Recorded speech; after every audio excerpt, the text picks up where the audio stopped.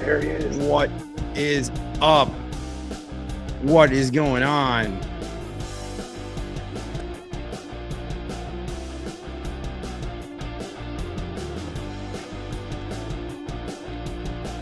What's up, Everett? It's good seeing you, bro. What's up, man?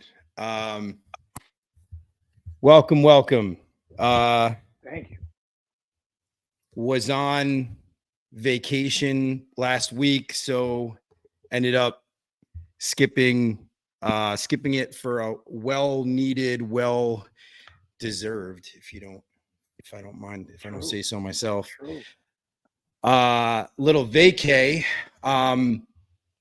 Okay, so before we get started here, we got a pretty amazing, handsome looking guest over here. Before we get started behind here, me. Oh, that's funny, dude. You got the guitar behind you. I know. That's awesome. Before we get started, I just wanted to say that I was lucky enough. I got a message from Global The Source. Global The Source sent me some swag, and Amrad manufacturing shirt. I got this hat. This hat's actually really cool. Really thankful. Really glad they gave me some. I got some stickers. What do I got here? I got all sorts of stuff. Master HVAC distributor. Just really cool. I know a lot of HVAC people really trust their products and whatnot. So very cool to have this sponsor. Really kind of sweet. Thank you so much to Global The Source. And without further ado, I want to introduce a very special guest, an old friend of mine, an old colleague of mine, and we worked together at a couple different companies. He's a veteran in this field, and I will allow him to introduce himself. Joe, who are you? Wow, thank you so much. I am a guy that's been doing this for way too long. I've been through the grind. I've been beat up, kicked, and then brought back up. But yeah, I've been doing this for a really long time. I went from being, I started in this industry as a duct cleaner, and I worked myself up into a director of sales for a very big HVAC company in New Jersey, run by a very, very good friend, both good friends of mine.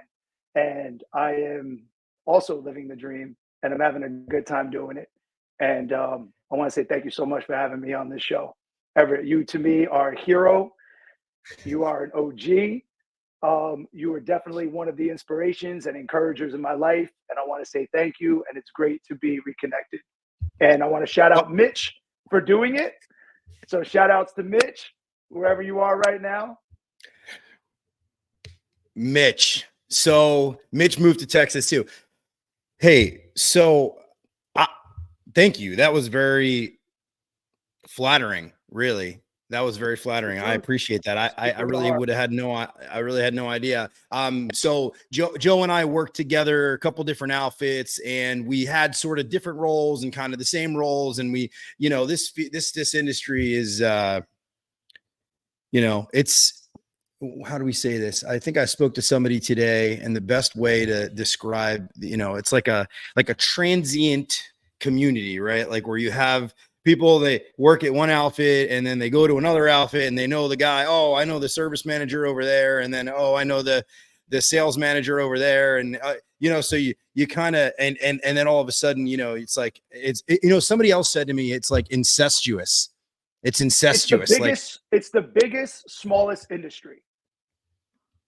Yeah. And I got one question for you. Did you install that ductless mini split behind you? Of course I did. Why? I hope it works to your standards. Is it good to your standards? Is it all right? It looks good. What kind of everything in this house? What kind of guitar is that you have behind you right there? That's a cool looking guitar. That's an Epiphone bass. Yeah, man. That's a bass. You got a guitar. I play bass. So maybe one day we can get together. Actually, forget the podcast. We'll just we'll just jam out. Just jam. Yeah. Yeah. We'll just plug in and go live that way. Uh, dude, and you got a record back there? Is that a special record or is just like a record for show? So no, my mom used to go garage sailing all the time, right? And she found these huge records. These are from, I don't know, I think there was a DJ, an old school DJ, and they came from him, and they came from a radio station. They're pretty Oh, cool. It's a wow. big Police record and a Bruce Springsteen record. So they're massive. And then if I turned it around, I have record players and I have a huge vinyl collection. That's one of my things that I grew up doing. I mean, I've been spinning records since the early 90s. So yeah, yeah. So what I didn't know you spin. What kind of like house? What'd you do?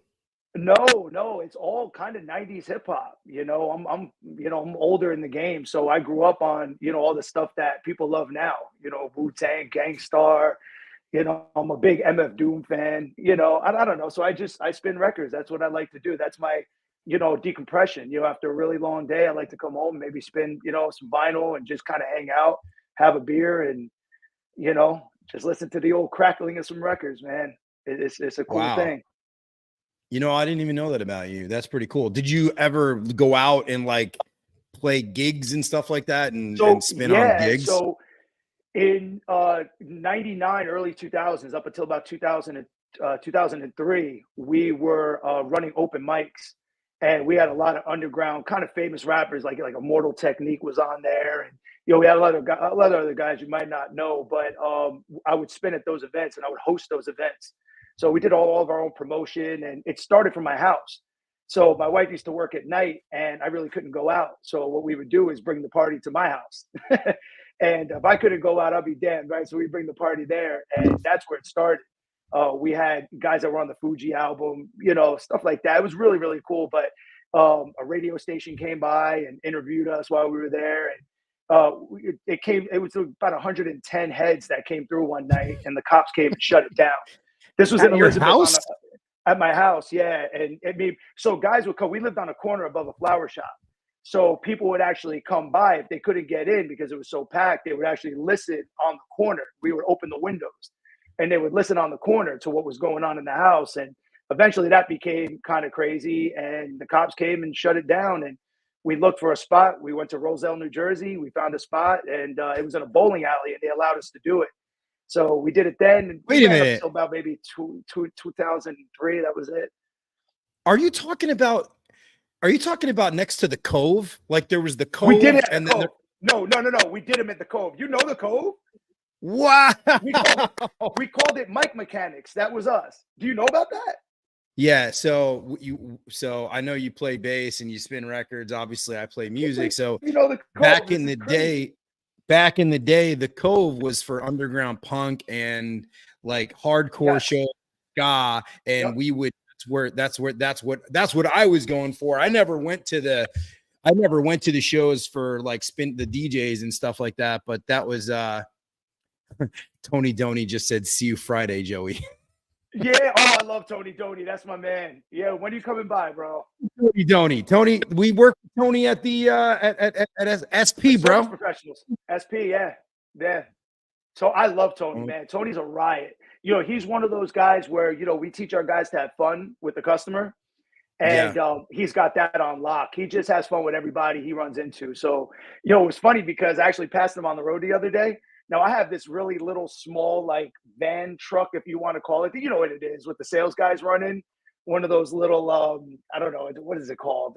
I don't know. It looks So like a like little go-kart. transits, like a little, Little transit, right? It's a go-kart Yeah. at the end of the day. And I roll up next to Tony Doney. And, I look at him and I was like, yo, where are you coming through? When are you coming by, man? Like, yo, stop BSing. And he looks at me and he goes, nice go-kart. So Tony is that dude. And then he sends me Tony. an emoji of Luigi riding a go-kart, which I think I kind of look like Luigi. So it's Luigi riding a go-kart. So shout out to you, Tony Doney. You're a riot. You don't look anything like Luigi, but I mean, hey, yeah, Tony and yeah, Tony's got a great personality.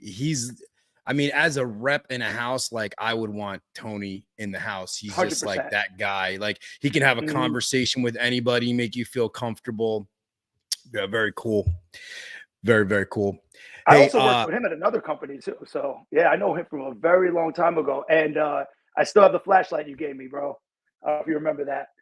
You gave me a the cool one I flashlight. the, He reached into it. the one the one I gave you? No, Tony. No, Oh, Tony Doney gave Tony. me a flashlight. I'll never forget it. He reached, I go, do you have anything for me? I don't know why I asked him for something. And he reached into his drawer and pulled out this cool flashlight. And he was like, here, man, that's for you. And I still have it to this day. That's how I know. That's how I remember How Tony long Doney. how long ago was that? Oh, God. That was probably about 10. It was 2013. So 11 years ago. Yeah. It's been a long time, man. I mean, yeah, gosh, I 15 know. years. You've been in it longer than I have. Hey, let me ask you a question. So how many years are you in now? Like it's 20. This year will jail. be 20. Yeah, yeah. Oh my, How long has your like bid, it's man? I'm a jail. lifer, How long bro. you been in HVAC jail for, bro? Service business jail, bro. Yeah, right. It is a jail though, but it's a fun jail. It's a jail that I like to be in. It's 20 years this November. Wow. I know, right? Wow. It's crazy. 20 years. That's amazing, dude. And it's And been it's been good good for to you. me, So man. Oh, yeah, 100%. it's been good. It's a great field. I don't know about you, man, but like when I look at my favorite part of being in this business was always the fact that my brain works so like fast, Yeah. and I always need to keep sort of busy, and I love learning new things. And part of doing this podcast was to just meet people and talk to people and find out their stories, because I just loved soaking it up. And so when you're doing as much kitchen table time as you and I have done, you Sure. tend to it fills your cup. You learn so much Oh, yeah. about so many people, and I love learning about people's experiences.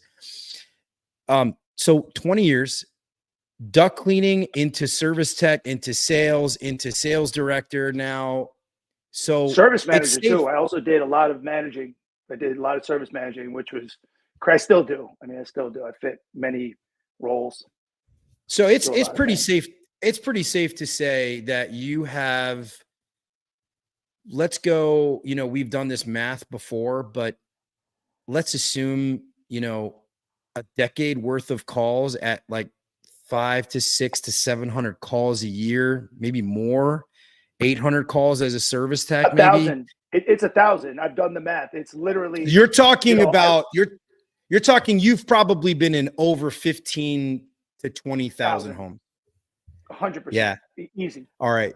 This excites me because you've listened to the podcast, and we've had a lot of listeners, and I've got people Sure. that message me and they're like, and I think that the guests that come on, I meet people that have like a story or two, but the people that come on need to have an arsenal, right? Mhm. Need to have an Sure. art, because then you could just, it's like, unless you've got like a couple of really long stories. But my point is, I'm so excited about this. I would love to hear like your like craziest, your saddest. Like I need to hear the top 10. I need to hear it. Oh God, I don't know if I give you a top 10. I can give you a few. I got one.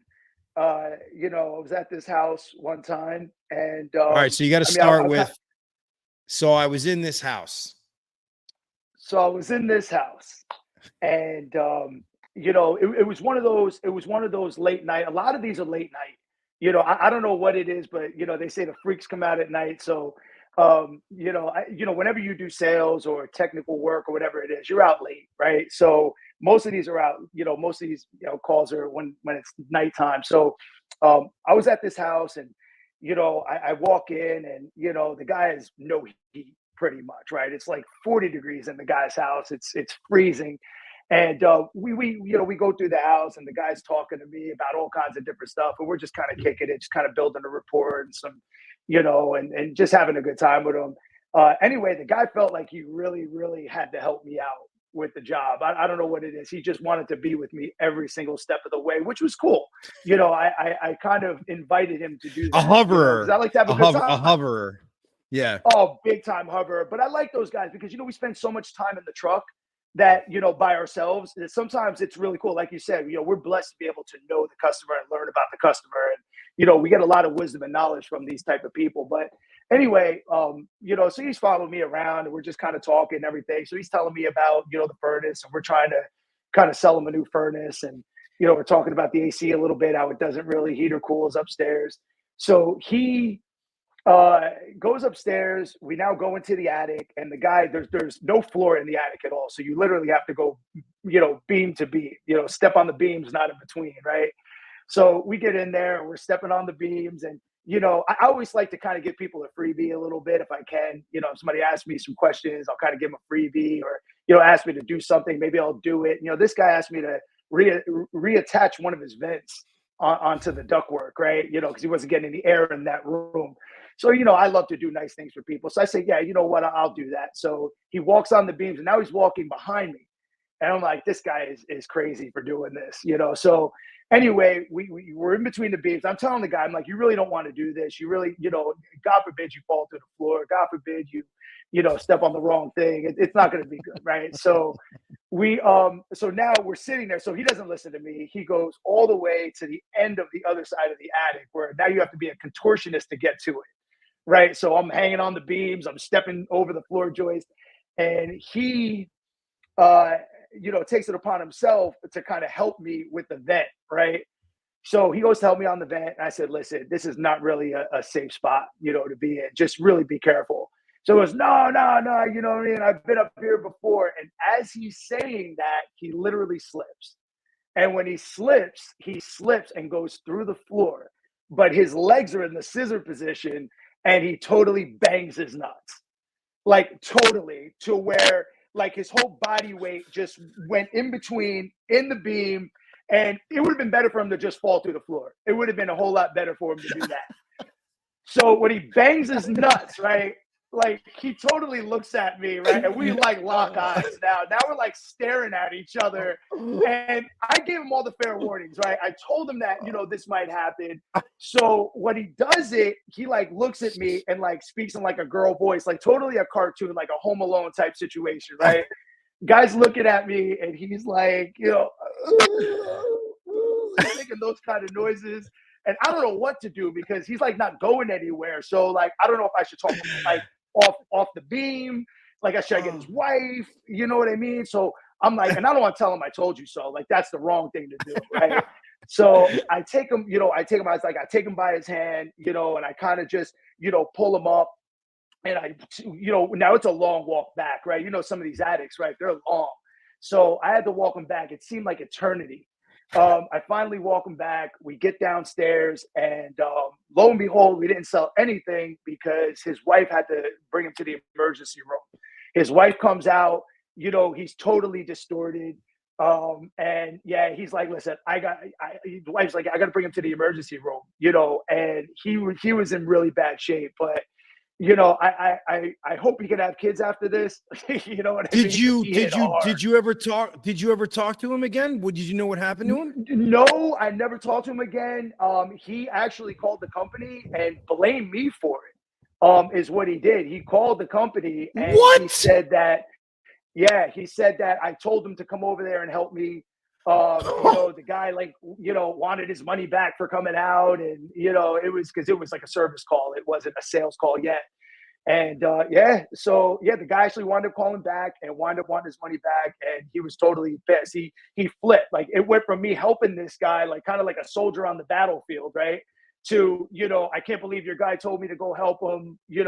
That's what happens. And I just, that was a crazy one. That happened to me probably about 4 years ago. So it was just funny when he hit, because he looked at me and just would not stop looking at me, and I didn't know what to say to the guy. I'm just like, I kind of told you so. He shouldn't have done that. So it's kind of crazy. Yeah, dude, that is crazy. You told the guy not to come up, not to follow you, and then he has the nerve to call back and say, that Joe guy, he told me to follow him everywhere, and I fell through my own attic. Oh my God. Yeah, my ceiling totally threw me under the bus. Like, not even threw me under the bus. I didn't tell him, but yeah, I don't know. I don't know why he would have done that. Hey, we got a good comment. We got a good comment here from another old coworker of mine, Mr. Ron Bartle, fisherman extraordinaire, and he says, "Welcome to New Jersey." Wow, yeah. Yeah, and if he knows it was a JP, we called him. I don't. Hey, It oh, was one by of the way, those. there's 4 rules, right? There's 4 rules. And one of those rules is if you're offended, you're the problem. So you say whatever you want. This is free form. Well, it was a Jay Patel. You know what I mean? It was a Jay Patel. It was one of those.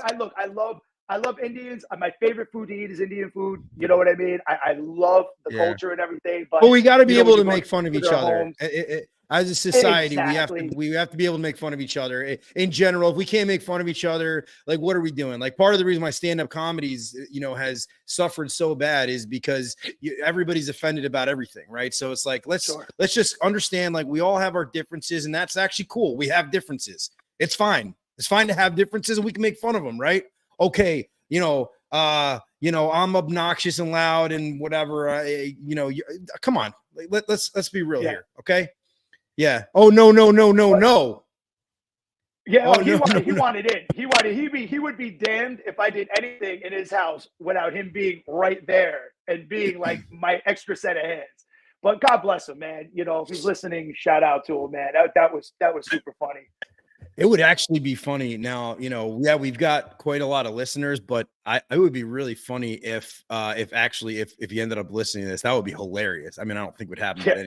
I'm that So guy. I'm the guy. I'm that guy. Hey, so tell me what's like, okay, so that's like one of the craziest things that's ever happened to you, right? Like, Oh but no, no, I got a couple more, but oh, okay. Well, yeah, let's hear oh, it. no, that was not the craziest. No, I just wanted to like a quick little intro. It's a couple other crazy ones, but go ahead. I'm No, sorry. well, that's the point of this.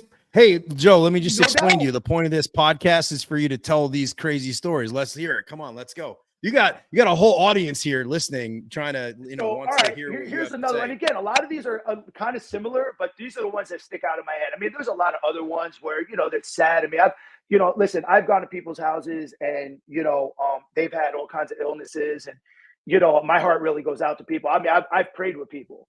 You know what I mean? I've taken people by the hands and can I pray for you type of thing.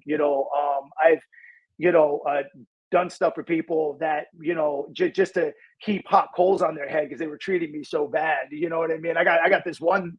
I remember this one guy. He was treating me just really bad the whole way through. He just had a chip on his shoulder. And, the guy had this like oil slick in his driveway, and at the time I was an oil technician, so I had everything in my truck to be able to clean this guy's oil slick. And the guy was just treating me horrible. I don't know if he was just having a bad day, but at the end of the call when he wasn't there, what I did was I took some oil spray that I had really good industrial stuff, and I cleaned his driveway for him, just a small portion of it, but I knew it was bothering him because he kept looking at it. So, I showed him at the end, and the guy actually apologized to me, and said, "Hey, listen, I know I've been treating you kind of bad. And, I'm sorry I did that. I'm having a tough time." He started talking to me about his wife and everything else, but I've done stuff like that. But this one, this one guy, this is a funny one. I was in this guy's Yo, house, or I was in a house. can I just Sure, point something out about that? Because sure. I think that this is something, what they say. They actually say, like, if you have somebody that is like being sort of like incessant with you or mean or whatever the case may be, the best thing that you can do, like what you did is amazing. You did a service for him for nothing and asked for nothing in return. And that's one thing for sure. But they say that you should actually ask them for a glass of water or for Mm, something to drink, or in it that act of them going, oh, this is a human that has human like emotions and needs and everything else, going to get you that glass of water is an action of theirs where it humanizes you, because sometimes, let's be honest, we're the help. yep, We're the yep. help, Hmm. right? We're the servant. We're the Sure. servant. Yep. Oh, you're here to provide me with a service and I don't have time for you. And you are, you're just the help. And so that little bit will humanize you. And that guy in that Humanizing. moment, Yep. when you did that 100%. for him, when you did that for him, that changed. I bet you that changed the way that he thinks about people in general.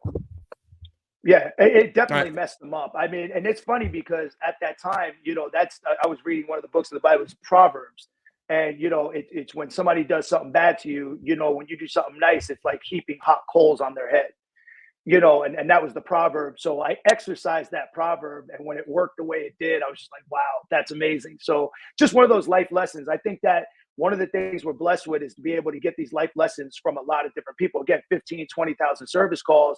If you don't learn something from the people that you're with, then you're just blind. They will Yeah. definitely teach you. And we have an amazing career. If you think about it, we're, not sales, but we're a psychiatrist, we're friends, to the old ladies, we're the son, we're the nephew, we're the grandson they can't get in touch with.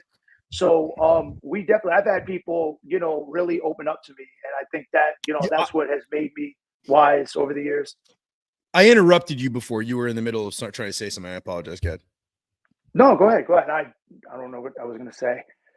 Yeah. Probably was going to I go think into another story. yeah.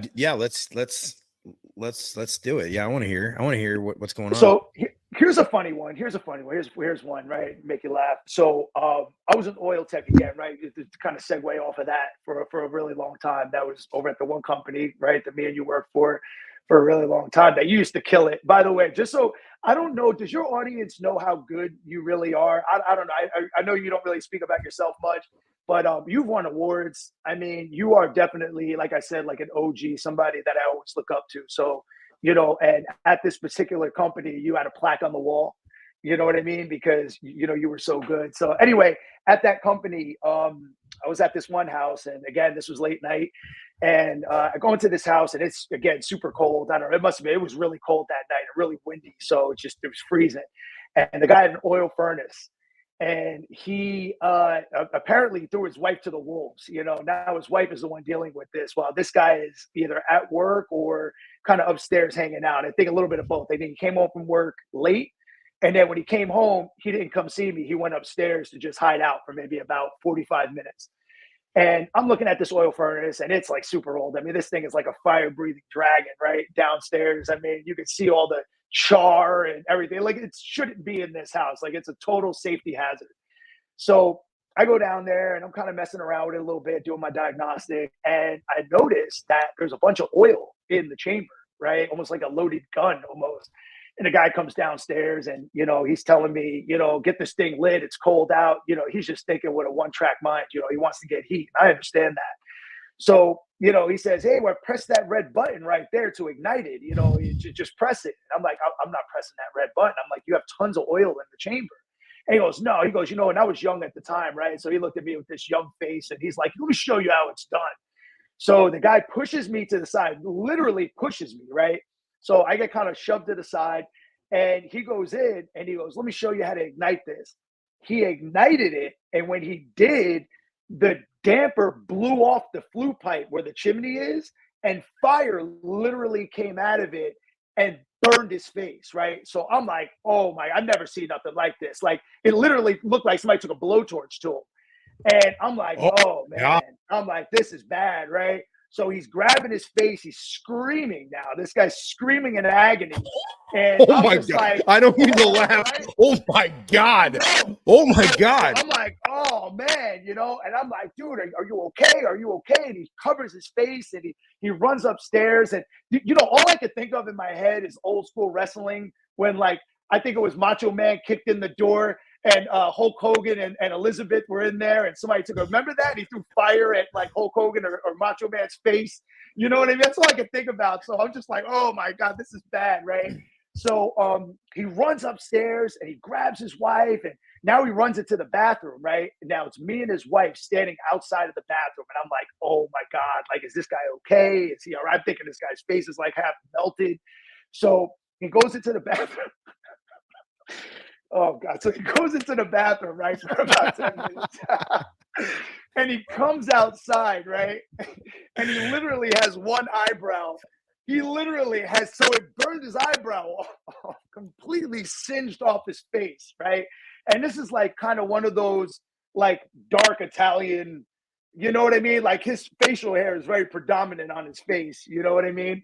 So he comes out, he has one eyebrow, and I'm really trying hard to keep it together here. I mean, I was really trying hard.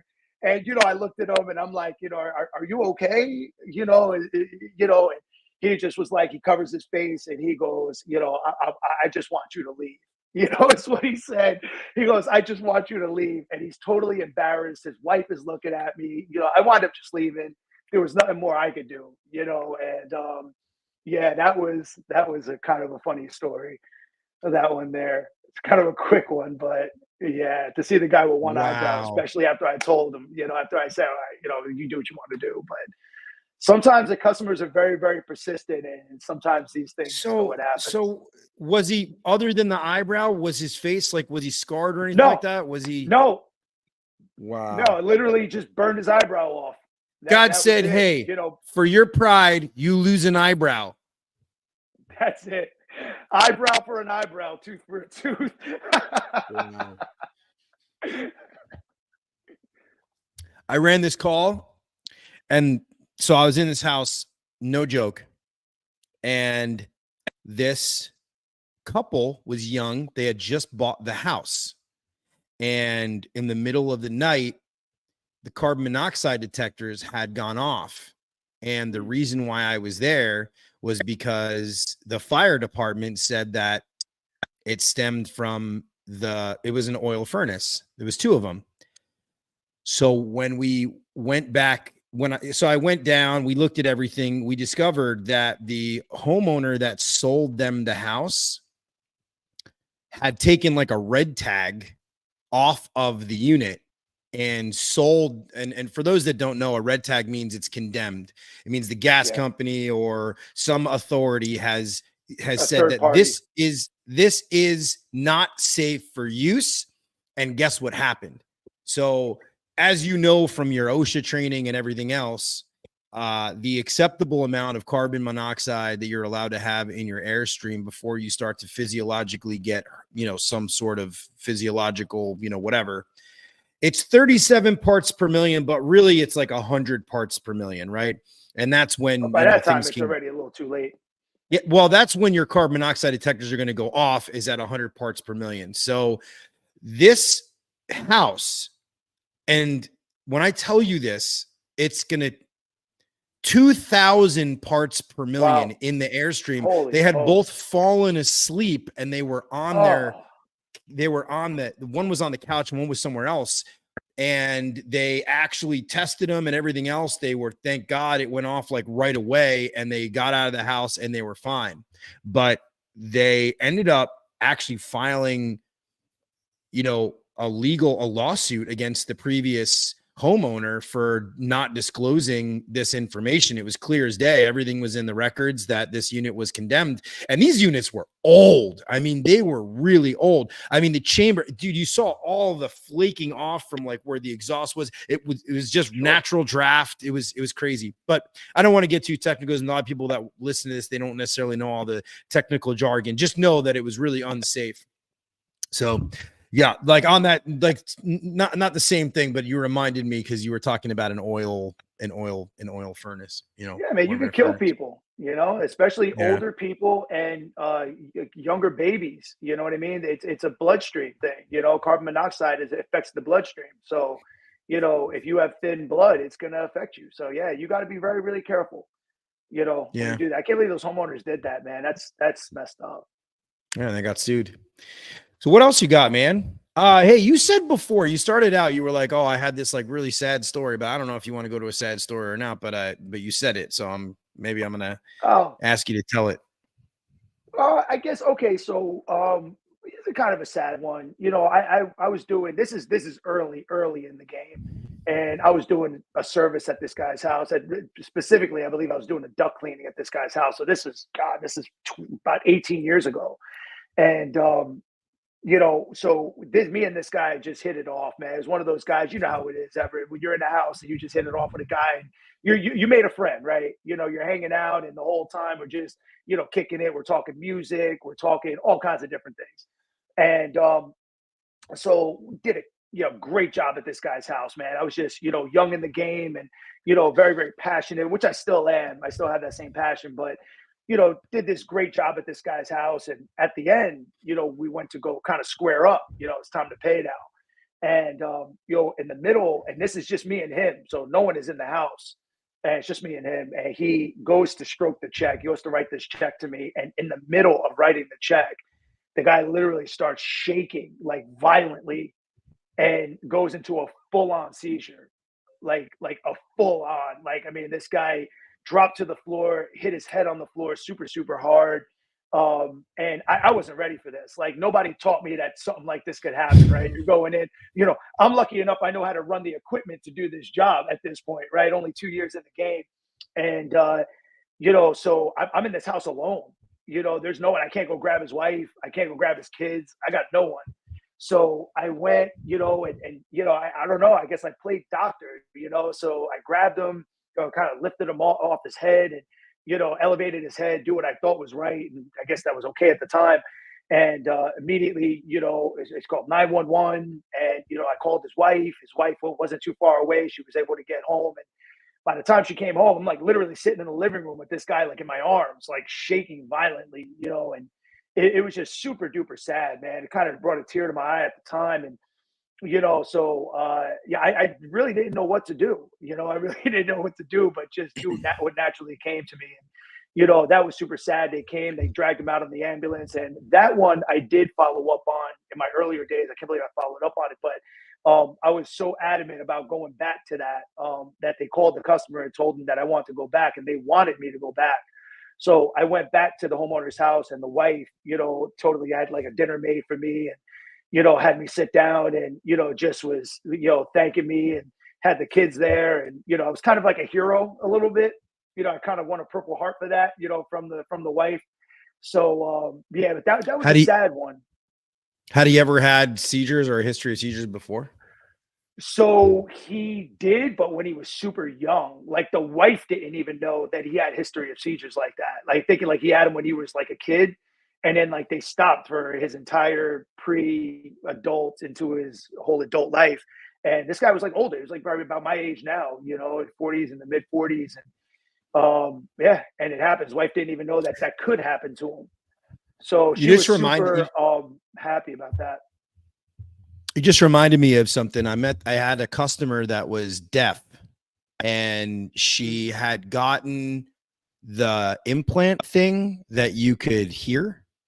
And Sure. you know what I'm talking about? Like it, so basically Yeah. she was no longer deaf. Now, when she was a kid, she could hear, and then she lost her hearing. And this was a house, it was down the shore somewhere. Really nice woman, old house, ductless mini split type of situation. And I remember asking her, I'm like, so how is life now that you have the you can hear? How amazing is that? And she was like, truthfully, at night I turn it off because she don't want to hear. Wow. It's like Daredevil. She liked being the silence. She was like it was too much for her. She enjoyed being deaf at times where she just wanted to chill.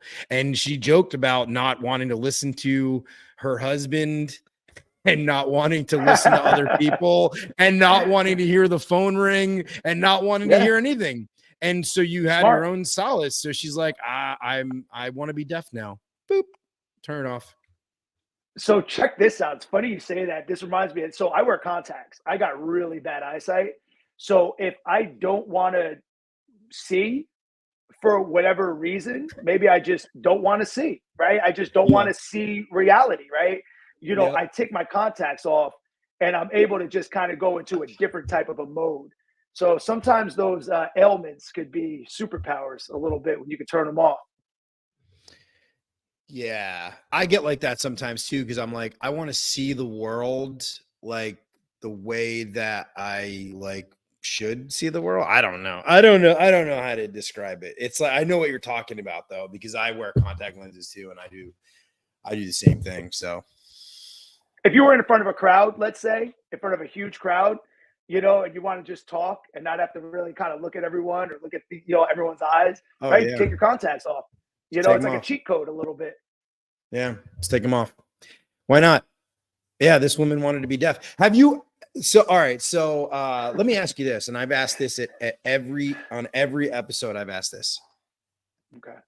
What is the most life-changing, life-altering sort of call that you've ever run? Something that lives with you today.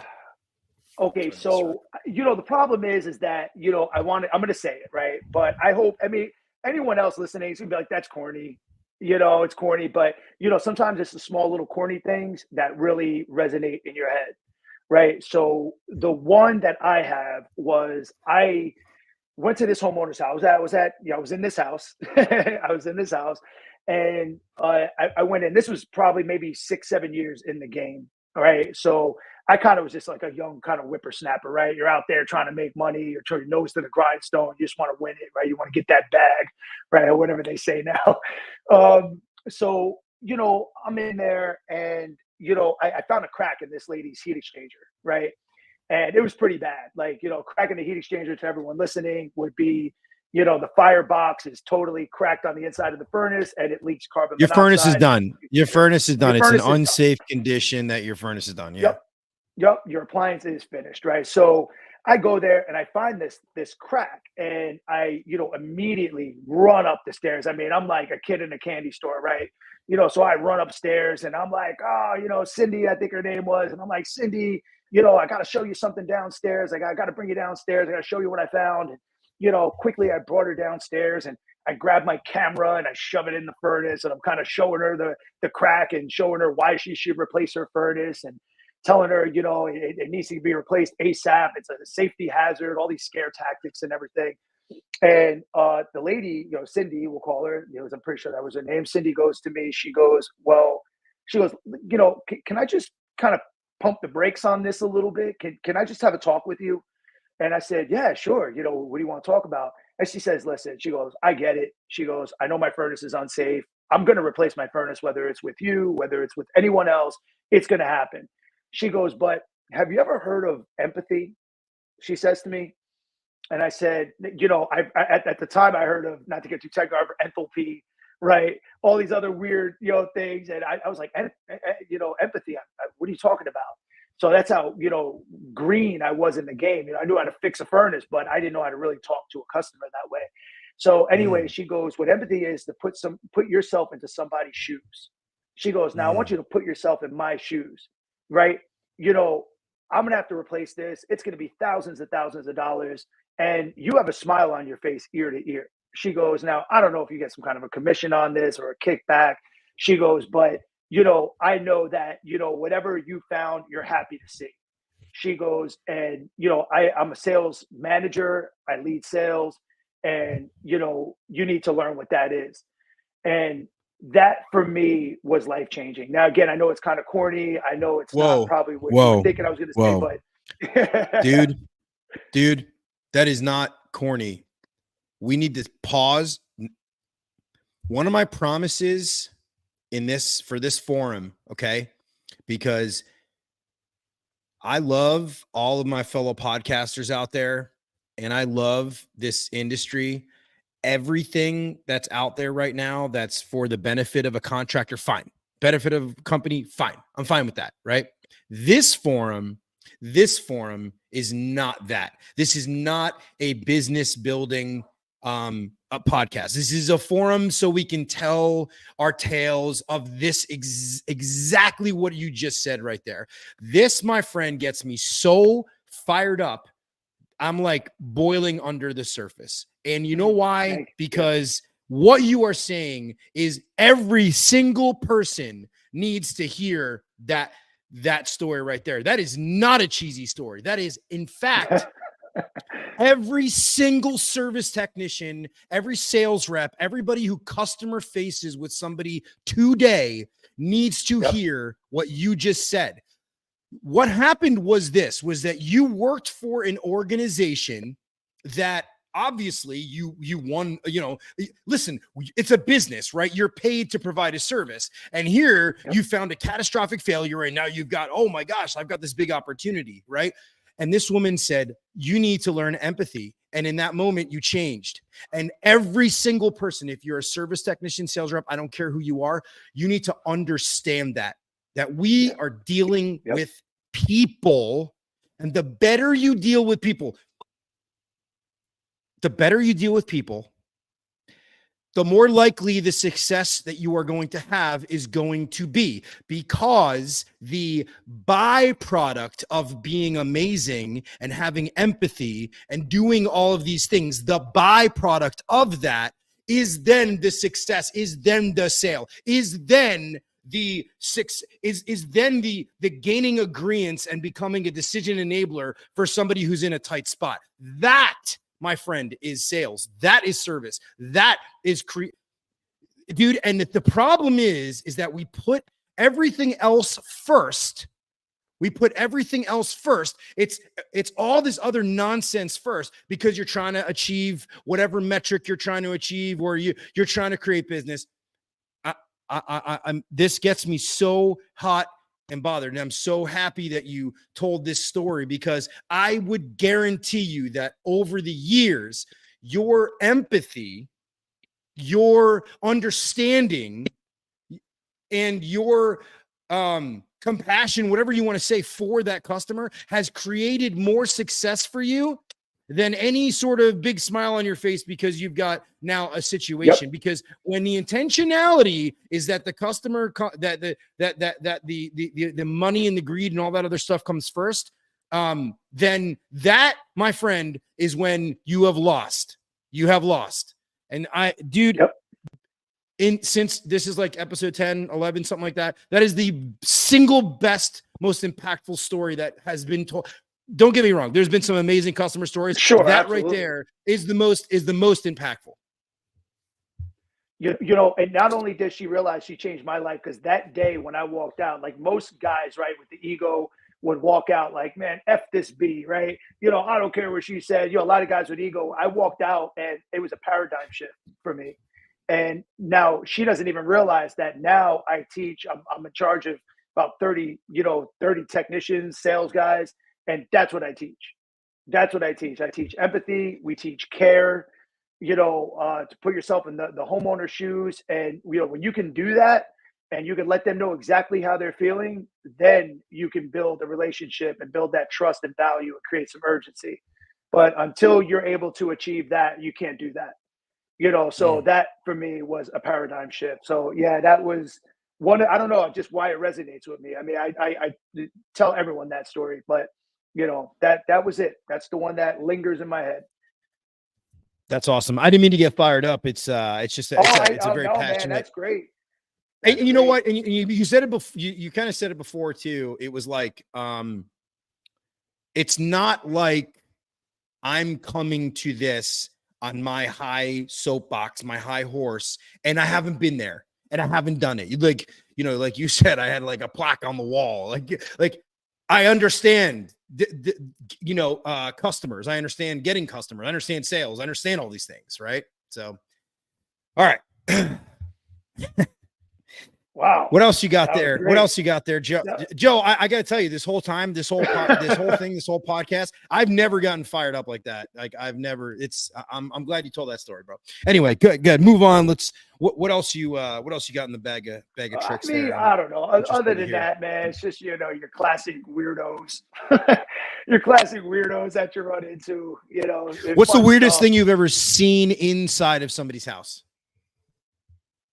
The weirdest thing I ever seen, I see like a whole kind of, like a satanic room, like, a guy that like literally worshiped the devil. So, he had, it was this, it was in the basement. It was literally right by the furnace. And, I probably shouldn't have stuck my head in. It was kind of like this blacked off, with curtain deal. And, being a little bit curious, which I shouldn't have been, kind of peeked in between the curtains. And, sure enough, I mean, this guy had everything that you can have to worship the devil, and the crazy thing is once I saw that, I go upstairs and, the guy has all these like books about, Satan worshiping and, sacrificing and all this other stuff. And I see like this like fire pit in the backyard with like these like weird stones. And, but the crazy thing was is that this guy was like a normal dude. He didn't look like, Pantera, I mean, this guy looked, you know what I mean? Like Anton LaVey or something. The guy looked like a normal guy, you'd never know it. But Wow. that was one of the weirdest, things that I think I've seen. Did it weird you out though? Like, because you're Christian, obviously, like Sure. you're a God fearing man. Sure. Did it weird you out? Does it make you like say like, I don't really want to service this guy? Like, I don't. Well, no, not at all. I really, my heart went out to him is really what happened. I kind of, Oh, wow. and I took a little bit more time just to kind of hang out with him. And, I said, if, this, I might be the only Bible this guy ever reads. Right. So the last thing I want to do is come running out of the house. Like, I saw something. So, I really treated him with love, and I just wanted to show him that love and kindness from the opposite side. I mean, it's, Dude, I don't judge people like that. I believe he just needed that love. you know what, man? That's really, see, another lesson right there. It's like, well, you got somebody who's worshiping Satan. I'm just going to kill him with love and kindness. Yeah. Let him know that God loves him. Yeah. Hey man, I know you worship Satan, all right, but God loves I love you. I still love you, dude. That's crazy. While we wind down here, is there anything that sticks out to you as something that you would like, maybe a story, maybe somebody you met, maybe a specific, incident or something like that you want to share with people that are listening? God, those are kind of all the ones I had prepped in my mind. I would have thought with 15,000 service calls over the course of the years, go there. I would have thought, something else would have happened. That's funny. There's other, like I said, dude, there's other crazy ones, that you don't really want to talk about, because it's kind of a little too crazy. But it's whatever. People Those are exactly people. the ones I want to talk about. But people are people, man. There's some weirdos out there. Interesting. Well, dude, this has been a lot of fun. I've really enjoyed this. I really appreciate you coming on here. So before we go, Joe, tell everybody who you work for, how they can reach you. Oh yeah, unfortunately, I don't have any social media. I've always stayed kind of anti-social media. I think I had a MySpace account for like a day. But I work for Guaranteed Service. We are out of New Jersey, out of Manasquan. We got a beautiful organization. Helmy and Adam run it. Helmy Everett, and Helmy is an amazing dude, man. He's a mentor. One of the guys that truly believed in me. He's one of those guys that believe in you when you might not believe in yourself fully. And, I think that's one of the things that the world lacks is encouragement, people encouraging other people, because, I'm one of those guys, when I get encouraged, you're going to get the best out of me. And Helmy does that. And, for him, do you think that Helmy would do this? Do you think Helmy would come on the show? Oh man, that would be the best show. Because I want to tell stories, because he grew up, like, he's from Tunisia, right? Like, sure, this guy, like, he grew up in a world. I'll never forget this, and he probably won't remember this. We went out to Burnett Barbecue to get some chicken, and we were like, oh, let's order a chicken, and guess what? What do you get? Like, the smallest portion's like a half chicken, right? And it's like, okay, he got a half chicken, and I got a half chicken, and he told this story about when he was a kid in Tunisia, right? That he was like, brother, when I look at the chicken, he's like, I think when I was a kid, if my dad came home with this much chicken for one person that they serve here, I would think this is for the whole family.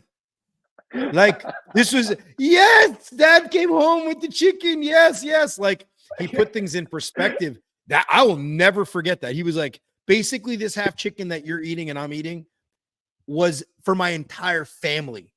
And it was a lot. It was a lot of food. Yeah. Yeah. Like, in America. He says, God. Well, he says one thing that I really love. He goes, if I ever fail, he goes, at least I know English. That's what he says. At least I know English now. Because when he came in, you got the successful guy that barely knows English, right? That's done amazing things. So he goes, if I ever fail, at least I know English now. So that's the kind of guys, that, you want there to be your mentor. He's just an amazing dude. He's been successful at basically everything he's done. So I'm actually, I remember when he was in the beginning phases of trying to get the company underway. And then now I've been in Texas for like 4.5, 5 years. And I called him, or he called me and he was like, I was out of the blue and his phone number is the same. So, and he told me, he said he had just bought like this new building in Manasquan for the business, right? Yep. Like you guys have this, like the new building. And I'm like, yeah, wow, beautiful building. Like not only did he start and from scratch, basically him, and I don't know if Adam's still his partner or whatever, but I'm just saying like it's pretty wild. I mean, most people aren't going to know who he is, but you know what? I'll have him on the show. You'll talk to him and everybody will know who he is. He's a blast. Yeah, you definitely got to have him on the show. You know what? I got a couple other guys that could come on that have some pretty wild stories. So inquire within. I think I could hook it up. So Guaranteed Service, Joe Rivera. Guaranteed Service, Joe Rivera, Joe R at guaranteedservice.com. Other than that, no social media. Don't try to find him. He doesn't have social media. He's a ghost, basically. Brother, I'm gonna sign you off here. I'm gonna make a couple of just brief announcements for the sponsor. Sure. And dude, I've loved this, man. Thank you so much for coming on, dude. All right. Thank you so much, Everett. Appreciate being here, man. Thank you. Thank you for what you're doing, man. It's great. All right, real quick, guys. So just one more shout out to Global The Source. They gave me all this cool swag, the AMRAD shirt. I got a Global The Source hat with the AMRAD stuff. Very cool. Much appreciation to Global The Source. Really kind of cool. Kind of neat to see a couple like sponsors. We're again in the infancy stages of this, but awesome. So coming up on the podcast, we have a bunch of amazing guests. I'm actually talking to a guest. There's a new show on Netflix called The Program, and it's about this boarding school and abuse that happened with the students there. It's on Netflix. It's very interesting. It was one of these like behavioral modification schools. And I have somebody that messaged me on social media who said that they would really they went to one of these schools for the remediation and they want to tell their story. And I was like, wow, this is pretty neat. So I'm looking to have them on, which is going to be really neat. So check out the other episodes. There's last 2 weeks ago, because I was on vacation last week, with Shelly with Hoarders. By the way, update on Shelly's Hoarder page on social media. She's got now like over like 1.5 million views. It's insane. So pretty neat. And I'm still working out the details with Kenny Brooks, the funny salesman. So thanks again, guys. Really appreciate it. And we'll be back next week.